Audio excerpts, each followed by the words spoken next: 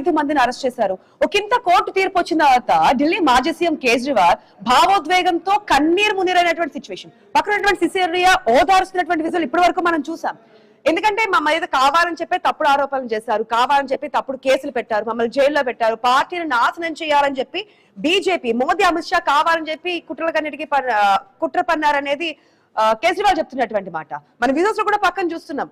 ఆ తీర్పు వచ్చిన తర్వాత మీడియా ముందు మాట్లాడుతూ కూడా కన్నీటి పర్యంతం అయ్యారు. రాష్ట్రాల్లో అధికారంలోకి రావాలంటే చాలా సమస్యలు ఉన్నాయి, వాటి గురించి పోరాడి అప్పుడు అధికారంలోకి రండి తప్ప ఈ విధంగా పార్టీని నాశనం చేయాలని కుట్రలు చేయడం సరికాదంటూ కూడా మాట్లాడారు. నేనే కాదు, నా పార్టీకి సంబంధించి ఆనాటి డిప్యూటీ సీఎం గా పనిచేసినటువంటి మనీష్ సిసోడియా కావచ్చు, మిగిలిన నలుగురు కూడా ఎటువంటి తప్పులు తప్పు చేయలేదు కాబట్టే ఈ రోజు తీర్పు ఇచ్చిందంటూ కూడా మాట్లాడారు. అటుపక్క సిసోడియా కూడా రాజ్యాంగం మీద గౌరవం పెరిగిందని చెప్తున్నారు. దీంతో పాటు ఈ రోజు ఢిల్లీ లిక్కర్ స్కామ్ సంబంధించి ఏదైతే కోర్టు రౌజ్ అవెన్యూ కోర్టు ఉందో సిబిఐ సరైన ఆధారాలు చూపించలేకపోయింది. అటు కేజ్రీవాల్ సంబంధించి కావచ్చు, లేదంటే ఆమ్ ఆద్మీ పార్టీకి సంబంధించినటువంటి నేతల మీద కావచ్చు, ఆధారాలు చూపించకుండానే సిబిఐ విధంగా ముందుకెళ్ళింది. ఇది కరెక్ట్ పద్ధతి కాదు అంటూ కూడా ఆగ్రహం వ్యక్తం చేసినట్టుగా తెలుస్తోంది. సో ఇదంతా చూస్తూ ఉంటే కావాలని చెప్పి పార్టీ బురద జల్లే ప్రయత్నం, లేదంటే పార్టీని నాశనం చేసేటువంటి ప్రయత్నం. ఆ తర్వాత కదా ఢిల్లీ ఎలక్షన్స్ లో బీజేపీ అధికారంలోకి రావడం కూడా జరిగింది, రేఖా గుప్తా సీఎం గా కూడా రావడం జరిగింది. ఎందుకు ఈ విధంగా పార్టీని ఏదైనా రాష్ట్రంలో అధికారంలోకి రావాలి కేంద్ర ప్రభుత్వం అనుకుంటే ఈ విధంగా కుట్రలు చేస్తుంది అనేది వస్తున్నటువంటి విమర్శ. మన విజువల్స్ లో కూడా చూస్తున్నప్పుడు ఇటువంటి పరిస్థితులే కనిపిస్తున్నాయి. ఒక ఇంత భావోద్వేగానికి గురయ్యారు చాలా మంది నాయకులు. సిసోడియా అయితే 2 years వరకు మనకి జైల్లోనే ఉన్నారు. అటు కేజ్రీవాల్ చూసుకుంటే ఢిల్లీ ఆ రోజు సీఎం గా ఉన్నారు. ఆయన ఢిల్లీ రాష్ట్రానికి ఢిల్లీలో సీఎం గా ఉన్నటువంటి కేజ్రీవాల్ 90 రోజుల పాటు ఉన్నారు. ఈ రాష్ట్రంలో ఎమ్మెల్సీగా ఉన్నటువంటి కవిత మద్యం కుంభకోణానికి సంబంధించి ఏదైతే స్కామ్ జరిగిందని చెప్పి ఆరోపణలు రావడం, ఇక్కడ నుంచి సిబిఐ తీసుకెళ్లడం, అరెస్ట్ చేయడం, ఆ తర్వాత జరిగినటువంటి పరిణామాలు మనం అన్ని చూసాం. ఇప్పుడు కవిత కూడా ఊరట వచ్చిందనే చూస్తున్నాం. సో మొత్తానికి ఢిల్లీ లిక్కర్ స్కామ్ కేసునే కొట్టివేసింది కోర్టు అనేది తెలుస్తోంది.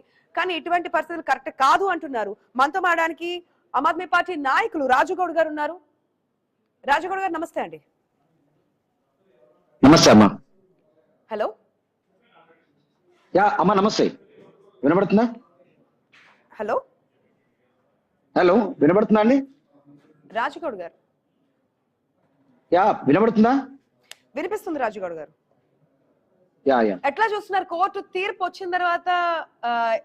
ఏ విధంగా అనిపిస్తోంది? ఒక వింత కేజ్రీవాల్ చూస్తే కనుక భావోద్వేగం, అంటే ఇంతవరకు మేము పడినటువంటి కష్టం ఏదైతే ఉందో, నిందలు ఏదైతే ఉందో, కోర్టు తీర్పు తర్వాత క్లీన్ స్వీప్ అయిపోయింది, మీ చీపురుతో శుభ్రంగా ఊట్ చేసినట్టు భావిస్తున్నట్టు తెలుస్తోంది. మీ అభిప్రాయం ఏంటి? సో తప్పకుండా అండి, మేము ముందు నుంచే చెప్తున్నాము, మా నాయకుడు మా పార్టీ పేరులో ఉంది, ఆమ్ ఆద్మీ పార్టీ అవినీతి రహిత సమాజం కోసమని. కానీ భారతీయ జనతా పార్టీ కావాలనే ఈ పార్టీ అంటే ఇంత తొందరగా ఒక జాతీయ పార్టీగా ఎదిగిందంటేనే ప్రజల మన్నన అందుకున్నాడు అరవింద్ కేజ్రీవాల్ గారు కావచ్చు, మనీష్ సిసోడియా టీం. కానీ ఈ రోజు భారతీయ జనతా పార్టీ కావచ్చు, మిగతా పార్టీలు కలిసి పార్టీని రానియకుండా ఈ రోజు ఎడ్యుకేషన్ సిస్టమ్ ను మార్చిండు, ప్రపంచవ్యాప్తంగా తెలిసే విధంగా చేసిండు. హెల్త్ సిస్టమ్ ను మార్చి ప్రపంచవ్యాప్తంగా కూడా హెల్త్ ఎట్లా ప్రజలకు ఇవ్వాల్సింది ఉంది అనేది తెలియజేసిన ఒక్క నాయకుడు అరవింద్ కేజ్రీవాల్ గారు. కానీ ఒక్కటి, ఈ రోజు కోర్టులు తీర్పు ఇచ్చాయి, మాకు నమ్మకం ఉందని చెప్పాం.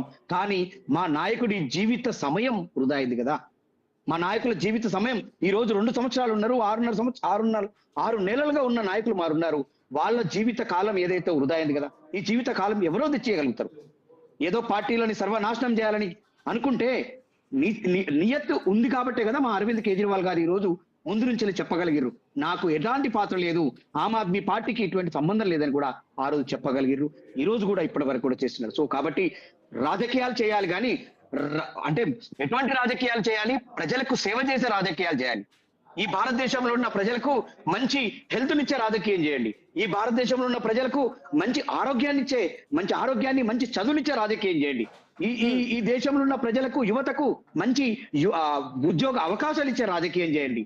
ఈ రోజు రైతులకి మంచి ఎంఎస్పీ కావచ్చు, మిగతా విషయాలు కావచ్చు, వాళ్ళకి ఇచ్చే రాజకీయం చేయండి. కానీ మీరు అనవసరమైన రాజకీయాలు చేయడం వల్ల ఈ రోజు ఢిల్లీ లిక్కర్ స్కామ్ జరిగింది, కుంభకోణం జరిగింది, ఆమ్ ఆద్మీ పార్టీ నాయకులు అని చెప్పేసి జరిగాయి. తర్వాత ఎలక్షన్స్ లో బీజేపీ అధికారంలోకి వచ్చింది, రేఖా గుప్తా సీఎం గా ఉన్నారు ఎట్ ప్రెసెంట్. ఎట్లా అనిపిస్తుంది? అంటే ఎలక్షన్స్ లో కూడా ప్రజల నుంచి వ్యతిరేకత రావడము, అక్కడ బీజేపీ అధికారాన్ని దొంగ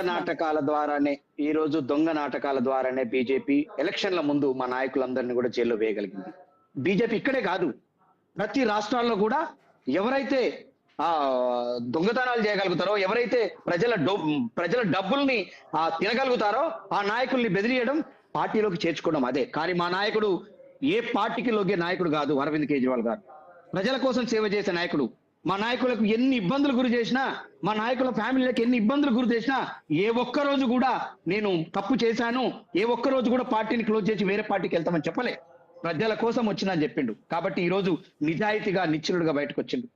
సో అంటే అరవింద్ కేజ్రీవాల్ అక్కడ ఏడుస్తుంటే, బాధపడుతుంటే ఒక్కసారి ప్రజలు ఆలోచించాలి. ఇటువంటి నాయకులా, ఇటువంటి మంచి నాయకుడినా జైల్లో వేసింది, ఇటువంటి మంచి నాయకుడిని జైల్లో వేసి ఈ రోజు టీవీలల్లో మిగతా వాటిలలో కూడా అతను లిక్కర్ స్కామ్ అని ఈ రోజు దేశవ్యాప్తంగా కూడా అతన్ని బదనాం చేయగలిగింది.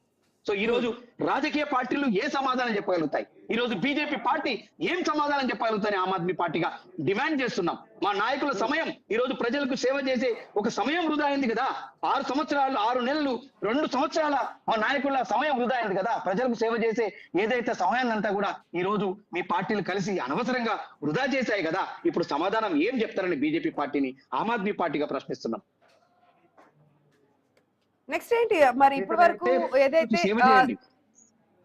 ఆరోపణలు జరిగాయి, కోర్టు కూడా చెప్పింది ఆరోపణలు చేయడం కాదు ఆధారాలు కూడా చూపించాలంటూ చెప్పింది. సిబిఐ ఏదైతే ఛార్జ్ షీట్ లో ఫైల్ చేస్తుందో దాంట్లో మెరిట్ లేదంటూ కూడా చెప్తోంది.